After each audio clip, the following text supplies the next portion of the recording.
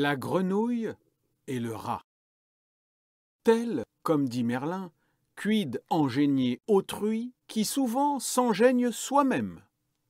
J'ai regret que ce mot soit trop vieux aujourd'hui, il m'a toujours semblé d'une énergie extrême. Mais afin d'en venir au dessin que j'ai pris. Un rat, plein d'embonpoint, gras et des mieux nourris, et qui ne connaissait l'avant ni le carême, sur le bord d'un marais égayait ses esprits. Une grenouille approche et lui dit en sa langue « Venez me voir chez moi, je vous ferai festin ». Messire Rat promit soudain, il n'était pas besoin de plus longue harangue. Elle allégua pourtant les délices du bain, la curiosité, le plaisir du voyage, sans rareté à voir le long du marécage. Un jour, il conterait à ses petits-enfants les beautés de ces lieux, les mœurs des habitants et le gouvernement de la chose publique aquatique. Un point sans plus tenait le galant empêché. Il nageait quelque peu, mais il fallait de l'aide.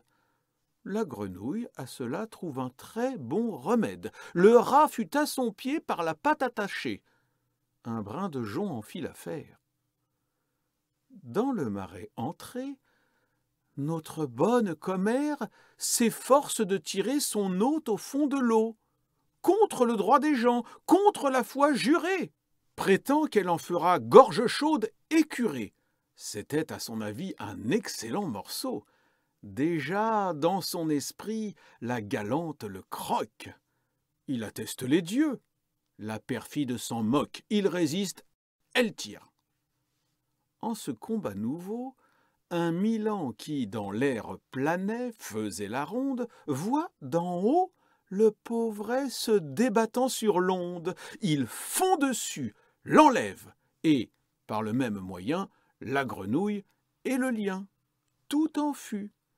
Tant et si bien que, de cette double proie, l'oiseau se donne au cœur joie, ayant, de cette façon, à souper, chair et poisson.